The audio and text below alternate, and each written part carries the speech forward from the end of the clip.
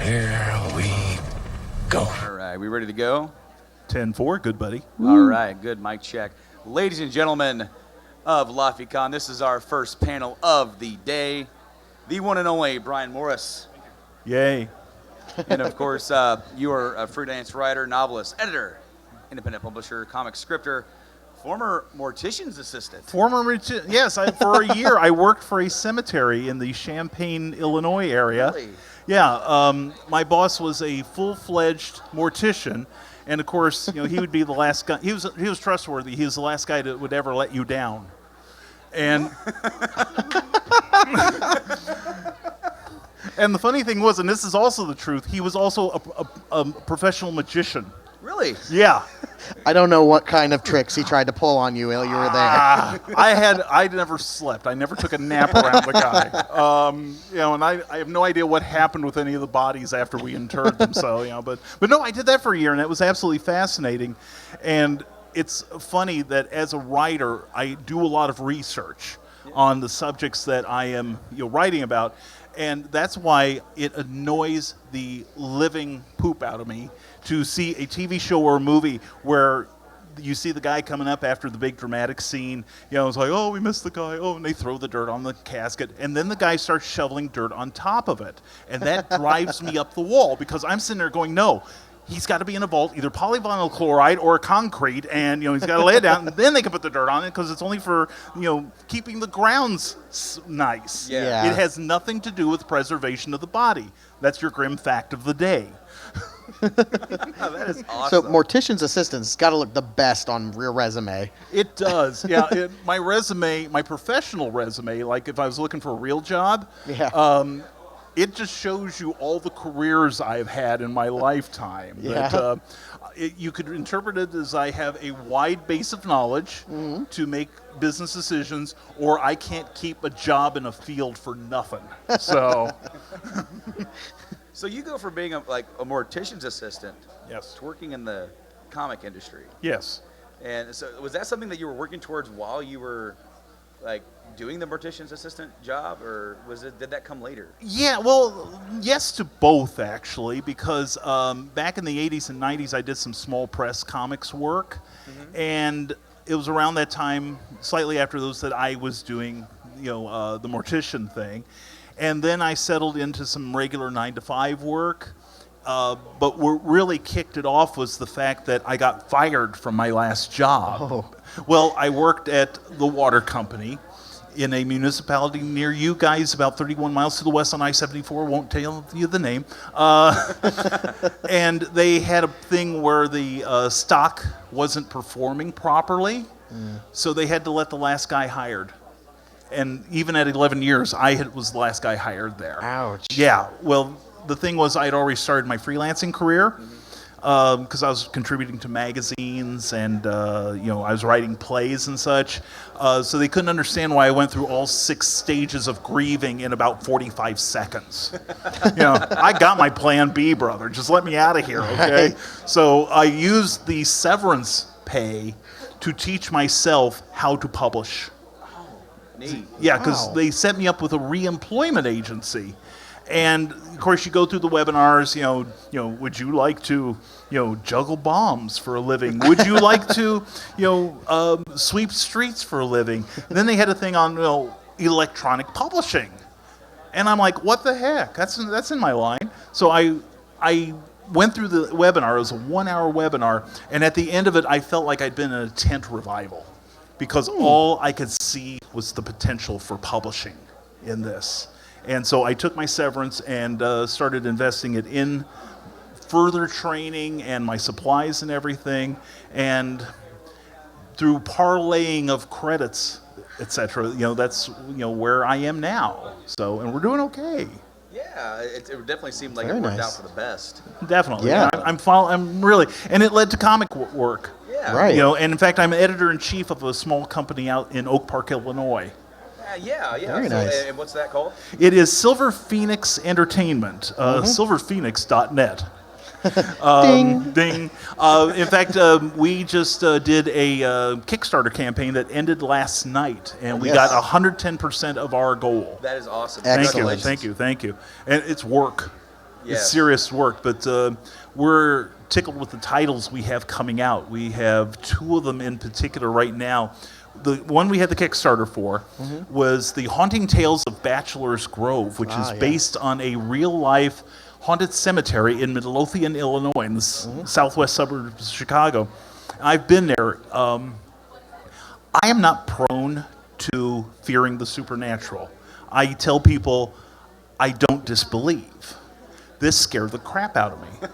It's just spooky as all get out. It's a cemetery that was it was founded about the time of the Civil War, but it had fallen into disrepair as the traffic patterns were changed in that area by the cities, and it hasn't had an interment there, burial, since 1989. And they have a pond there. It's kind of a retention pond on the edge of it that the mob used to drop bodies in there. So we found him. I want to learn how to scuba just so I can go in there and look. But there are stories of ghostly Madonnas and a farmhouse that as you approach it, it recedes away from you. And we're taking some of these legends and we are writing stories around them too. That is cool. That's a great idea for a book. So it is, and it's blossomed from like a single issue to now we've got plans for about 16 issues. Wow, that's a lot expanded from what you were originally planning, wasn't it? Yeah, well, we got a lot of people that wanted to get on board. We've had people that have no experience but show talent. We want to give them a chance. Plus, we're getting some attention from people that are seasoned professionals in the comic book field. One gentleman that's working with us is Steve Geiger, who was the former assistant to John Romita Sr. in the Marvel bullpen. So he was like an art director for Marvel for a long, long time. So he wants to work with us. We've got several other professionals that we're trying to come to agreements with. So yeah, it's been a fun time. That's awesome because it's always really neat. I'm really attracted to like independent publishers. It's such a grassroots type of thing. Oh yeah, definitely. It offers okay, so you like that paranormal story was about it's centered around, started off in that one cemetery in Illinois. Yeah. And that's such an isolated thing. And see, you can just do so much of that because how many people from other parts of this country are completely unfamiliar with that. Exactly. So then they're learning about these legends through these stories. That's really cool and really fascinating. Cool. Yeah, and and it's also one of those things that the independent publisher can do a lot of things that the big publishers can't. Yeah. As far as subject matter and even just getting an issue out with as little drama as possible. So I agree with you. That's why I support the industry, not just with my dollars, but by working it as well. So. Right. Okay, so I love how your bio said a recent escapee from Illinois. Yes, I crawled under the wire. I lived in Illinois all but 15 months of my life before I came over here to Lafayette. In fact, my wife got a job over here. Otherwise, I'd still be in Champaign apologizing for our state politicians. Indiana's got a couple here too, but I was telling somebody earlier, as far as openly crooked politicians, Indiana can't compare to Illinois. No, it's like we've got to have a special investigation to find them in Indiana, but Illinois, they're like taking out front page, ads on in the major newspapers going, "Hi, we're crooked," so. So it's been a very brief period of adjustment, and I'll always be proud of living in Illinois, but I just seriously love Lafayette. I'm just having the time of my life here. So I moved here about 10 years ago, and I lived in Illinois all my life as well. Yeah. So that was really cool to. I was sort of like reading your bio, and I'm like, he escaped too. Yes, exactly, exactly. Because and honestly, I think for me it was just something like you don't even notice until you leave too much. I mean, you can be aware of it, but then it's like you leave and you go, wow, we're much better off here. Yes, much. Kudos to Indiana, you guys rock. Seriously. Now, okay, I saw something here that had my interest. You said your work has been seen in Back Issue Magazine and Hogan's Alley. Hogan's Alley, yes. Now, what Hogan's Alley are we talking about? We are talking about a magazine that's published infrequently, but it specializes in newspaper strips and odd articles about comic books, any sort of sequential art. And I have done a couple of articles. The one I'm happiest with is I interviewed Stephen DeStefano, who worked in comic books, very briefly. He did a wonderful series at DC called Amazing Man, which is one of my favorite titles ever. He's currently an animator. He's worked with the guys that do like Ren and Stimpy and Samurai Jack, those studios. He did a wonderful Plastic Man a few years ago that never got sold, never went to series. But yeah, Stephen is also the chief licensing artist for Popeye. Wow. Yeah. That's a big one. Yeah, and I had done an interview with him for Back Issue on Amazing Man, and he just kind of dropped it. Oh yeah, what are you doing these days, Stephen? Well, I'm the chief, graphics representative for King Features on Popeye, and I'm like, huh? It's like, we're going to talk again, Stephen. We're going to talk again, because I also, in addition to going to Metropolis, Illinois every year for the Superman celebration, Chester, Illinois, on the other side of the state, southern part of the state, is where L.C. Seeger, who created Popeye, grew up. Really? Huh. Yeah, and the theater where he used to work is the home of the International Popeye Fan Club and a Popeye Museum.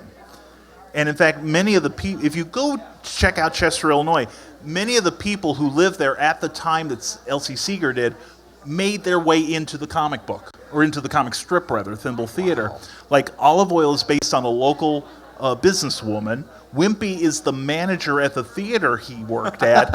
And there was a man named Rocky Flegel who, kind of squinted when he looked at people. And he used to lift barrels of beer onto his shoulder and walk them across town. It was said that Seeger, when Popeye really caught fire, would come back to Chester and just hands Flegel a check. And Flegel would be, what's this for? He goes like, don't ask, just cash it, okay? And thank you. Totally under the table. Exactly. Just a little thank you for being you. So. That's awesome. So you mentioned that you had a plan B earlier about getting into freelancing. Do you have any tips for anybody wanting to get into freelancing, to start getting into the comic industry? Because you said that you had been working, you've been going through everything. So like, how exactly would the regular Joe Schmo out here? I just want to confirm, step one isn't get fired, is it? I don't recommend that for everyone. It's like when I used to work at one store in Champaign, and I had a history of like cussing out the management. And I keep getting fired. I don't know why. But yeah, I would cuss out the management in front of other customers. But the fact that I was right was the only thing that saved me. And I should have been fired, and I was prepared to walk. But I would say the first thing to do if you want a career, whether it's writing or drawing, first thing you do, start writing and drawing. Because the thing I do a lot of mentoring, because I got so many favors moving up the ladder that I'm paying it forward. A lot of us do that because the people they had the same situation, so they're paying it forward to me. So the first thing to do is write or draw. Do it as much as possible. Do it every day. You are bound to get better at it. And then at the same time, if you're a writer, read. If you're an artist, look at other artists, because you pick up things from other people. I'm not saying copy them. I'm just saying see how they do whatever they do, and then think about why it works. And then the thing is, and this is going to sound very simplistic, but just throw your work out there. Yeah. And nowadays, I would say it's probably easier than it's ever been in the entire history of comics or writing or wherever to simply put your work out there. You've got the World Wide Web. As far as printing, you've got places like CreateSpace, Kindle Direct Publishing, Kindle Worlds, which is something we can talk about because it's kind of paid fan fiction. What? Hold on. What? Why, yes, it is. Well, it was part of my marketing plan. That's another thing. If you figure out your plans, figure out where you want to be 6 months, 1 year, 2 years, 5 years from now, and create benchmarks, goals that once you achieve them, and deadlines, so that you know you're making progress. And don't be afraid to blow a deadline, because you can always reset it. Don't be afraid to fall on your face, because that's how you learn stuff. But anyway, Kindle Direct Publishing, when I started, being the mercenary I am, this was part of my marketing plan. I wanted to tap into something that had a fandom already in place so that I could start making my name. Yeah. Well, Kindle Direct Worlds is a division of Amazon.com, who has the largest collection of credit card numbers in the world. Thus, it's real easy for somebody to buy your book on a whim. So the thing is, I learned about this program through the fan press, where basically Amazon was licensing various, call them intellectual properties, which at the time they had 15. Now they have closer to 75. But it was things at the time like the TV shows Pretty Little Liars, The Vampire Diaries. I think Gilmore Girls was one of them too. That's kind of fun. And one of them was the Valiant comic book line. Oh, And really? Yeah, the with entire Bloodshot line. and everything? Yeah, Bloodshot. That was my first book. All Bloodshot, right. the Coldest Warrior. Available now on Amazon, www.amazon.com/author/Brian K. Morris. Thank you. And always learn to promote. Anyway, yeah. But no, I wrote a Bloodshot book and put it up, and immediately it went to number 2 for the hot picks that month, and it's usually in the top 100 action-adventure Kindle Worlds books. Wow. But it's basically fan fiction. But I would say the approach I took was write it like a real novel. Yeah. So that, if somebody picks up your book and they're not familiar with the property, that's what backstory's for. Yeah. Fill them in on it. Make them a fan. And so I wrote this book, and then I used the contacts I made with that, the people who bought my book, and told them, hey, I've got this other book, Santa Stein. Dr. Frankenstein has a cure for his fiance's holiday blues. What could possibly go wrong? For about $15-20, you can find out from me. So, and that's where we parlay the credits and all. But anyway, now they're up to about 75, and they also include things like G.I. Joe. Oh. So yeah, classic Joe. Yeah. And a whole bunch of other genres even. There's romance, there's espionage, there's adventure, there's supernatural. It's, go do a Kindle search for Kindle Direct or Kindle Worlds, and you get the information on it. And if you follow like certain guidelines, you can upload your book when it's ready. You can preview it to make sure it reads well, because the ease of reading is very important. Yeah. Of course. And they can even, in most cases, supply you with artwork, and unless you have your own, and you get like the layout, and you just plug in your title, your name, and you're off to the races. That's cool, because when you think about modern, just comic books in general, a lot of these characters have been around for 60, 70 years, and you get somebody that comes on board to write for them or write a story. A lot of times that is in itself fan fiction.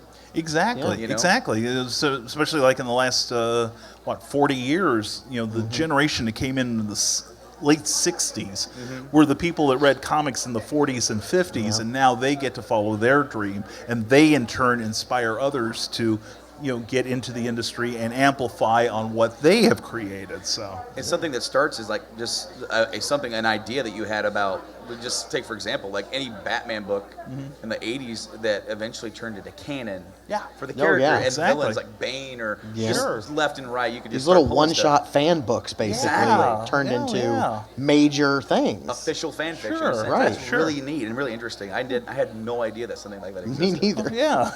That's why I'm here. That is awesome. That is awesome. Now, you've recently released a new novel? Yes. Your fifth. My fifth book, yes, because I'm a fast typist. Thank you, Mr. Smith, Georgetown High School. But yeah, it's a book I'm licensing from Ace Comics. The original Skyman battles the Master of Steam. We call it Steam Pulp. Steam Pulp. Steam Pulp, like it. and it's he was a 1940s Playboy scientist adventurer. So few of those were around then. Very few. Yeah, but he's a patriotic hero. He's America's national hero, and we tell his origin. To give you an idea of the pedigree this character has, his editor was the guy who's the editor on the very first Superman and Batman adventures, Vince Sullivan. Really? And he went on to form his own company, Columbia, and then another one called Magazine Enterprises, which had the original Ghost Rider, even predating Marvel. Oh, yeah, riding the horse and... That's the one. Yep. That's I know it. And then the original writer was Gardner Fox, who wrote the origin of Batman back in the 30s. He wrote the Justice Society, Justice League, Adam Strange, The Flash, Hawkman, a slew of great stories.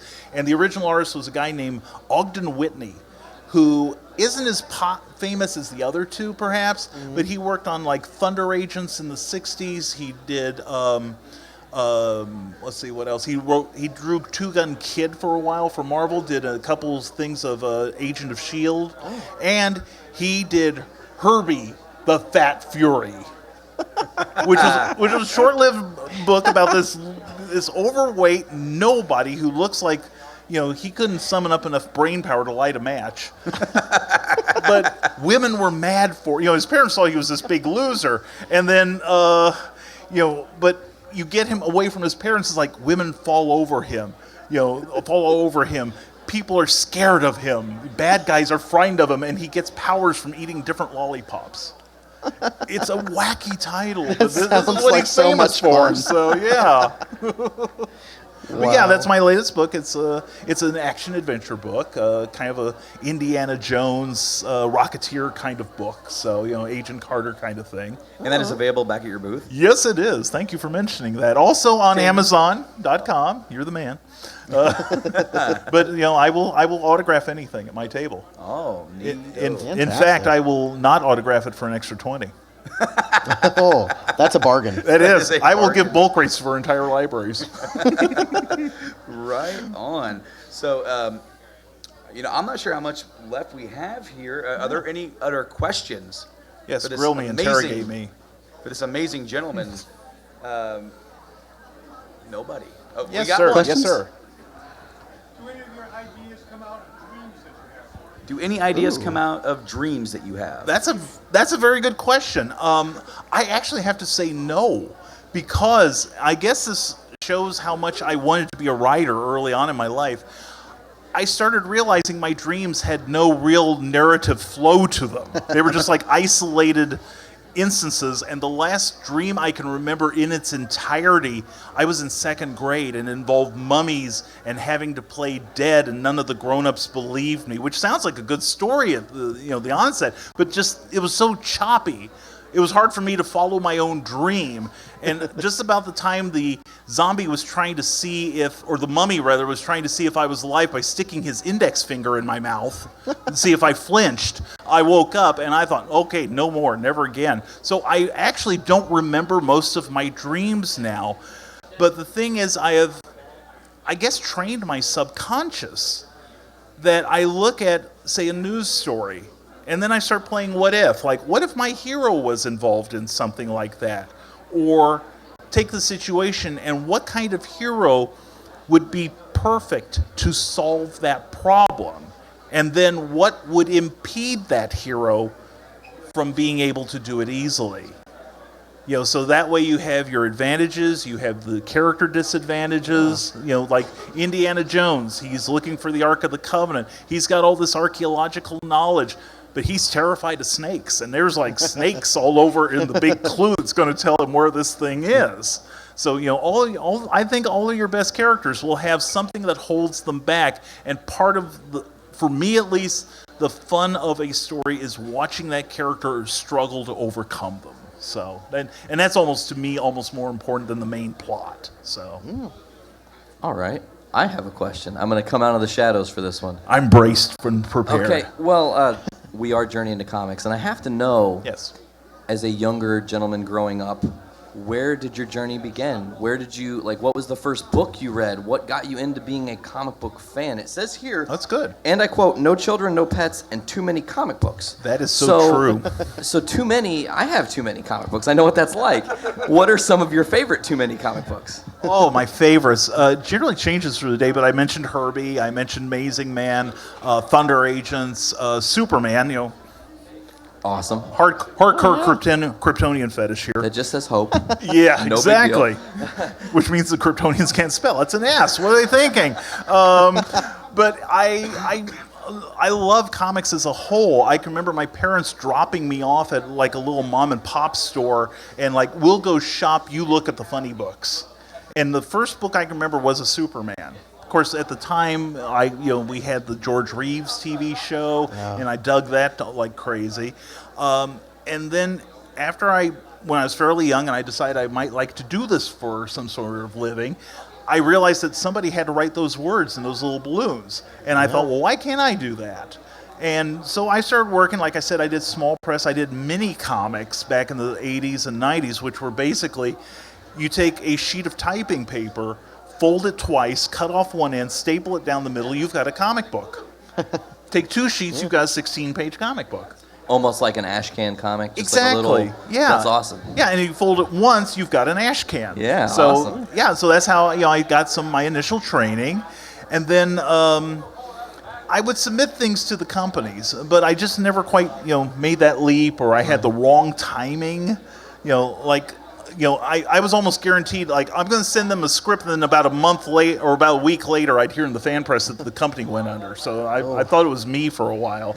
And one of my coolest rejection slips was from Jim Shooter when he was in charge at Marvel. He said, and the letter said, your work isn't quite what we're looking for. It's almost there. This is our boilerplate rejection letter for guys who almost make it. Now, we have a boilerplate letter for those who are nowhere close, but yours is close, so you're getting this boilerplate letter. And I thought, now, Jim Shooter did The Secret Wars. Correct. He also was one of the youngest people to enter the field of comics at 14, writing the Legion of Superheroes. Wow. And he went on to write the Avengers, Ghost Rider, a whole bunch of stuff for Marvel, before becoming the third longest editor-in-chief behind Joe Quesada and Stan Lee. Oh, that's awesome. Yeah. Wow. Plus, and also the creator of Valiant Comics. So. Yeah. I mean, that just goes to show you that there is no hindrance in this industry. If you work it, if you keep doing it, you can make the books that you want to make. Exactly. And that's considering now, like, I go back to the technology of printing now. Yeah. Back in the day, there were places that would print comic books for you. There always have been. But you had to buy like 1,000 or 2,000 or whatever. Bulk buy, yeah. Yeah. Whereas now you have something called print on demand. And there are a number of companies that do high-class printing. But they can, if you would just want one copy, they'll print it for you. Yes. Or if you want 1,000 copies, they'll print that for you. It's just a matter of shopping around, and the internet is a fantastic place in that you can get these little bits of information. Just look up print on demand comics, and you'll wind up with a huge sheet of names. Yeah, absolutely. So, and I'm fortunate the Silver Phoenix people that I work for, the creative director owns his own comic press. Oh. It's in the basement of his house. Wow. So he doesn't have to go far. No, not at all. Right on. Well, I mean, if there's no other questions, I think we are about ready to wrap up this for me. awesome panel. Thank you so much for Oh, sitting thank down you, and my talking friend. to us. Thank you. It's been a pleasure, And as always. If you guys want to go talk to this man right here, Brian, you can go back there at his booth, big old setup. You can go talk one-on-one, and he will not sign That's right. anything you buy from him for $20.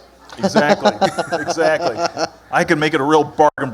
Buy 4 or 5 books and don't have me sign them. All right. Well, thank you so much. Thank you. And, we're going to Thank go you ahead so and much. wrap up this panel. And I think I got my rundown sheet of what is coming up at 2 o'clock. It'll be the Fiberglass Freaks making of the Batmobile panel right up here at 2 o'clock in about Excellent. 20 minutes. So you Wow. definitely don't want to miss that. Once again, Brian, thank you so much. Thank you, my friend. And, Thank you. thank Wes for sitting up here and my co-host for Journey to Comics podcast, Nate, for that one question that he asked. And of course, thank this gentleman, It was too. great. It was a great question, man. Great. Good. For Be asking proud. questions. Be proud, young man. We will be back up here in just about 20 minutes. Do not, well, stay here, but, don't go too far.